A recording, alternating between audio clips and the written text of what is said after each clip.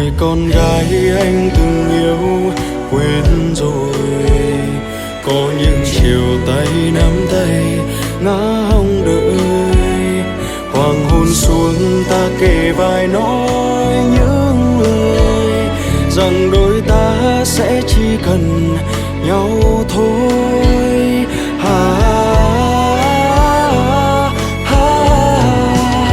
Cô gái anh yêu hãy quan tâm anh và nhắc anh bao điều. Em thích hoa hồng và mùa đông được anh ôm phía sau lưng. Em nói bên anh qua bao nơi em cảm thấy rất nhẹ nhàng. Vậy giờ ai là người cho em yên bình? Em muốn xa anh khi yêu thương đang gìn giữ vẫn an lành, xóa những hy vọng một tình yêu và hai trái tim dần quên hết bao năm.